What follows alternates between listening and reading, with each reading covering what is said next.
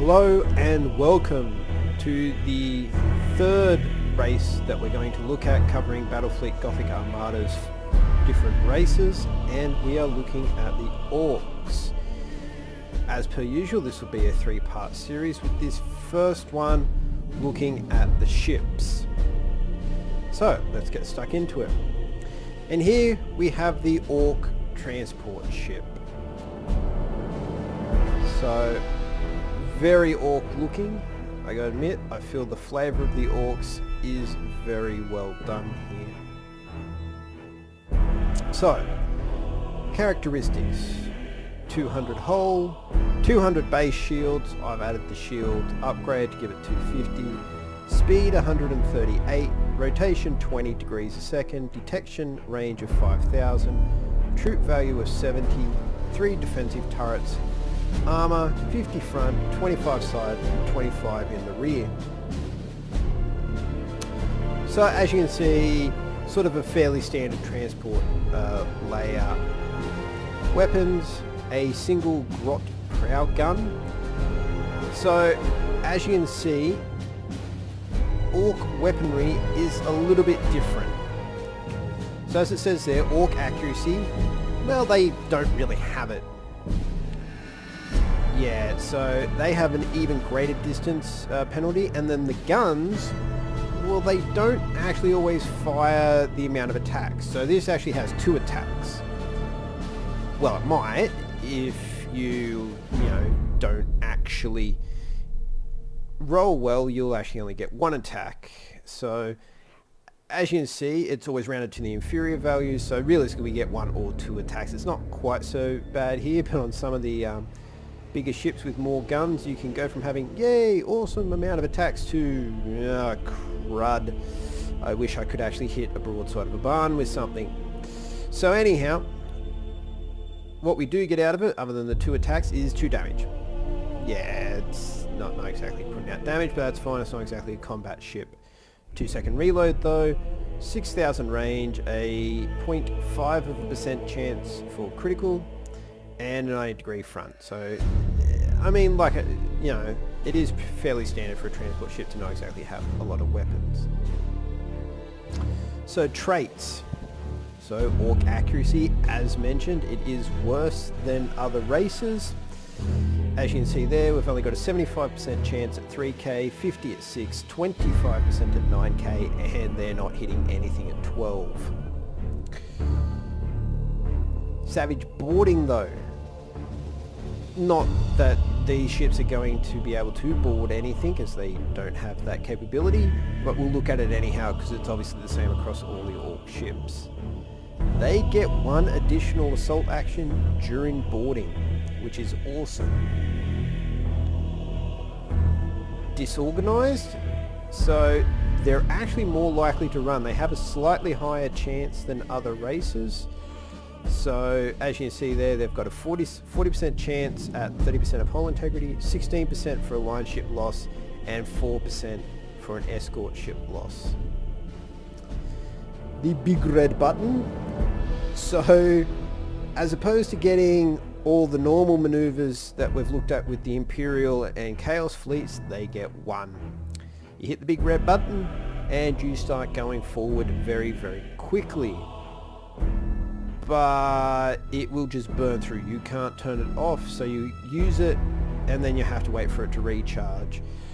Generally speaking, the way you want to use it with Ork ships is after you've lined up a ram and you've got a good chance of hitting it. So you don't want to be using it from too far out, giving the enemy time to get out of the way. Noisy. Orks make a lot of noise. This is known, and they aren't really known for subtlety, so you can't run silent. Bit of a disappointment with your transport ships, mostly against human players, but hey.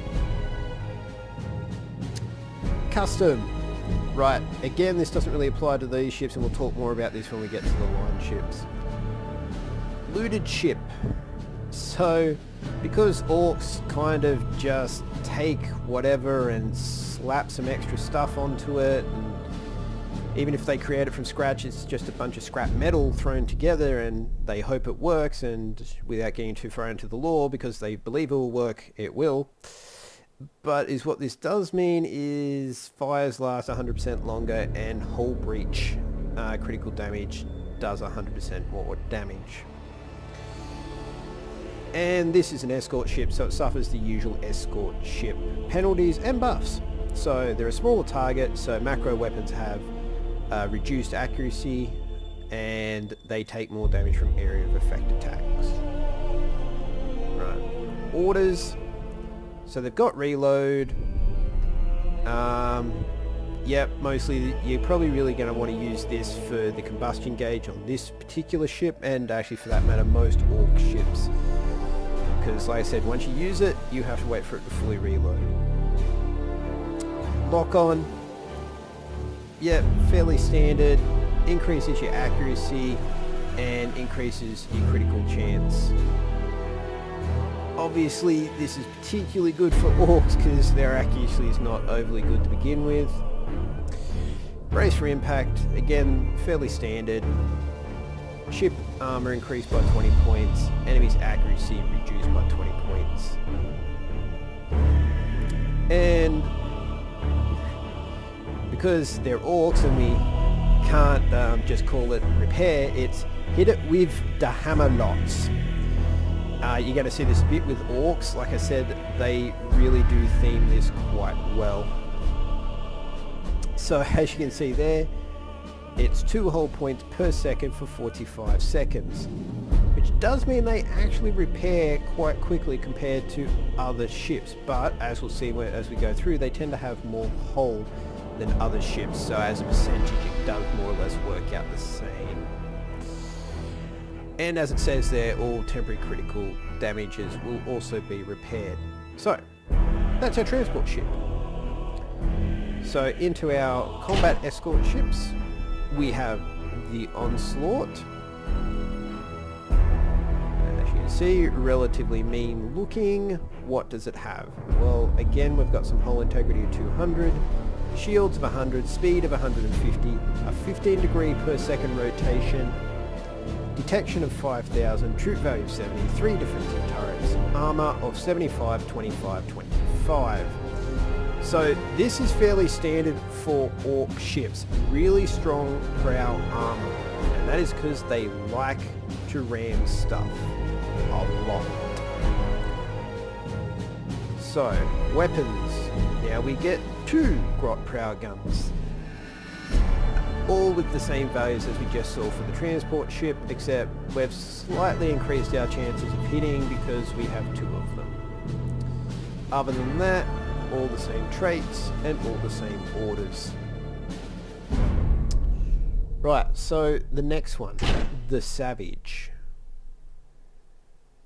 And it certainly looks it. So, 200, 100 base, I've given it the boost through the extra shields. I've also given it the turbo boost, which is why I'm at 175 speed and not 150. 15 degree rotation, detection of 5,000, troop value of 70, turrets 3, and the 75, 25, 25. So the weapons for this is heavy cannons, 2 of them. So this, because it only has the 1 attack, doesn't suffer from the random amount of attacks, but it does still have that accuracy loss. Saying that, as you can see, they only have a range of 3,000, so you're going to be as close as you want to get with them anyhow. And they do a lot of damage. 48 damage with only a 12-second reload. So you can be pumping out quite a fair bit of damage with these things. Traits, all the same as we've already seen, and the same with the orders. Right. The Ravager. So again, 200, 100, 150, 15, 5,000, 73, 75, 25, 25. As you can see, unlike the previous 2 races, there really isn't a lot of difference within our escort ships. So weapon-wise, what do we get? Well, we get a grot prow gun, and we also get some Prow Grot torpedo launchers. So these are fairly standard torps. You get 2 of them out of this. They do 45 damage, has a 45-second reload time, high crit chance, fire in a more or less straight line from the front. We have our tiny targets, so turrets and fighters trying to target them have their accuracy reduced to 10%. Essentially, they can be shot down, and enemy armor to 25%, and they'll go through shields. Other than that, all the same traits, all the same orders. And then finally we have the Brute.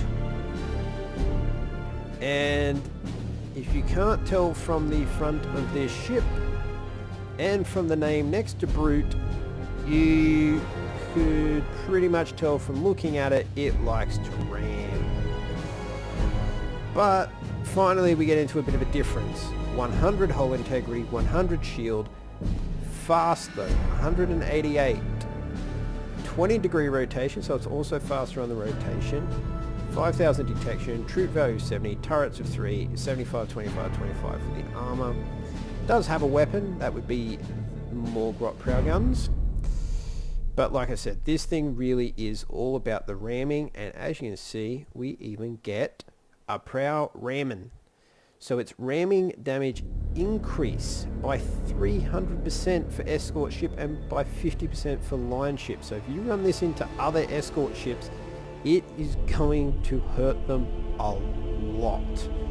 Even running it into a line ship is going to do a decent whack of damage. You'll probably lose your Brute doing so, but given the amount of damage it's going to do in doing that, it's probably worth it. And it's expendable. So pretty much the entire point behind these is you just get them and you start ramming them into ships, because no one's going to run from them dying, and they're going to do a lot more damage as they do it, and hell, they might even hit a couple of times with their Prow gun before they finally blow up. So yeah, one use and one use only. Right, so let's get into the line ships. So Orks are a little bit different. They don't so much get different models as you can customize them. So like I said, we're going to talk about this, the custom, and this is how it works. So when you come to get a ship, they'll all have this same hull look. They'll all have 800 hull integrity. They'll all have 100 shield. This is for the light cruisers, obviously. Speed of 150, rotation of 15 degrees, detection of 5,000, a troop value of 70, 6 defensive turrets, 75, 50, 25 armor config. Now the points will change depending on how you spend your custom point, and that's the thing. So you can see this here, how it's a little bit darker, that's because it's its default, and you get 1 custom point with a light cruiser. So there's your custom configuration. So the default config is lots of guns, which Ork accuracies we've already discussed, and the number of attacks. So they're only doing 1 damage each, but with your random attacks that could mean you end up only doing 2 attacks. In saying that, you can also theoretically end up doing 6 attacks. They do have a short cooldown though, and that's where they really shine, in that they just keep throwing out rounds. Low crit chance though, and that's a broadside weapon. There are other choices of broadside weapons. Lots of heavy cannons. For these, it is my personal preference. As you can see, 2 attacks, just straight up, no random chance with that. The 48 damage, a 12-second cooldown, and a 12% critical chance. There is a reason why I like using these. And then your Grot Ships Launcher. Squadrons, essentially, and that's fairly standard sort of stuff. Fighters, bombers, and assault boats. Ignore shields. Fighters are good at taking out other squadrons and torps.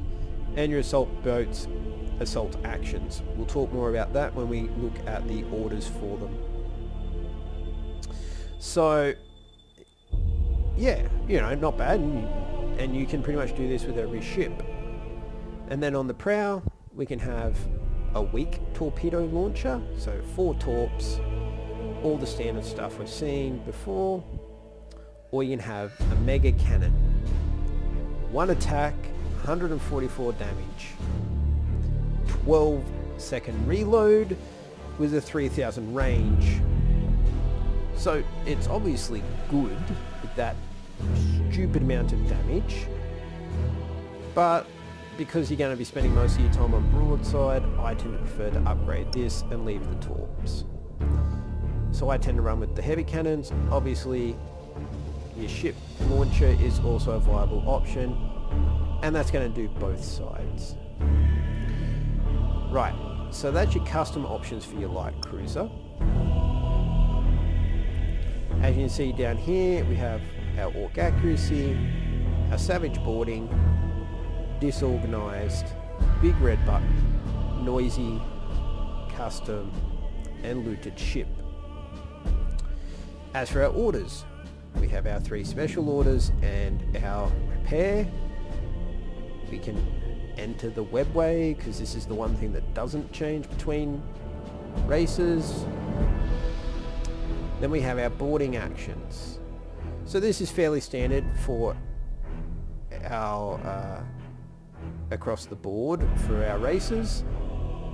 As you can see though, it's already had the extra one added from our savage boarding, because normally this would have 2, now it has 3. So boarding actions, what can they do for us?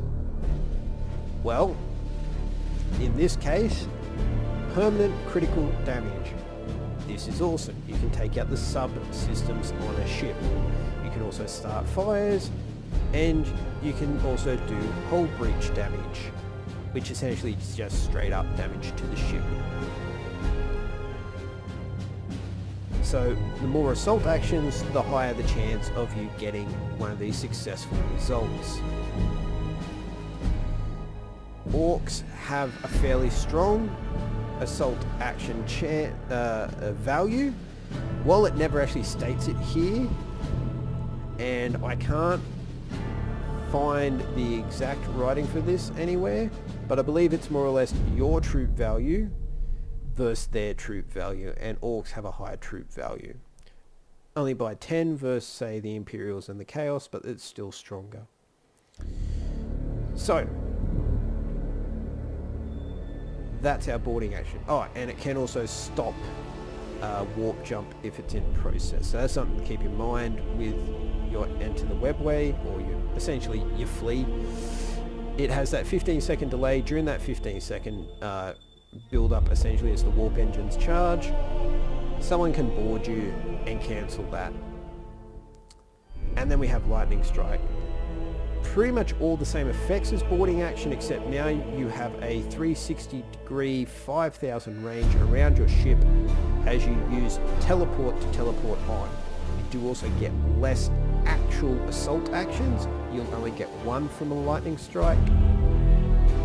Other than that, everything else is the same in terms of damage and whatnot, except in this case we only get temporary critical damages as opposed to permanent.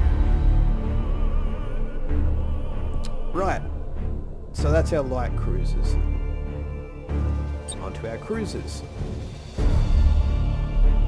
As you see, they're just essentially bigger versions, and you'll see this across the board essentially with Orks. So a quick look, our orders haven't changed, neither have our traits. In terms of our characteristics, hull integrity of 1,000.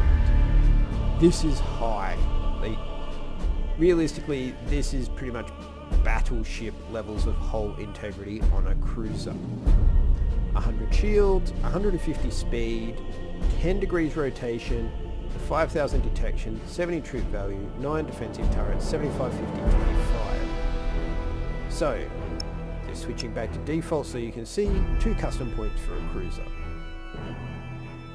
So, what do we get? So we get it up front here. We can get either prow guns, or we can get a prow mega zap cannon. So zap cannons are essentially the Ork version of lancers. So they've got the armor piercing, they're accurate, which means they're always going to hit, which personally I think on an Ork ship is quite beneficial. Long range, high crit chance. So I tend to run them. There's also some upgrades, which we'll talk about in the upgrades video, which really enhances these, which makes them very useful for Orks. Because, as we've already seen, Orks are quite slow, they've got a slow rotation speed. Their real strength comes in the fact that they can, at least in theory, put out a lot of damage very quickly, and they are very hard to kill with high hull integrity across the board. Right, our other prow weapons, the prow torpedo launcher, the mega cannon, and then on our sides, so here you can see you have 2 decks. So if we quickly close this, you can see there the 2 decks. So I personally just tend to run the same thing because I'm a bit like that, because you'll see these have a shorter range than these, so I just tend to like running them the same. I could run some grot ship launchers, but I just don't tend to do it with Orks. I tend to stick with the straight up weapons, but obviously this will come down to personal choice and how you want to set up your Ork fleet. So just lots of guns essentially. You got lots of heavy cannons, and you got your grot ship launchers. So you can either use your custom points on the prow, part of the prow, you can change one of your decks, you could change both of your decks, it's all up to you. But you do only have those 2 custom points. Right, so the Battlecruisers. Again, traits and orders are the same. As is fairly standard, our hull integrity is the same as a cruiser.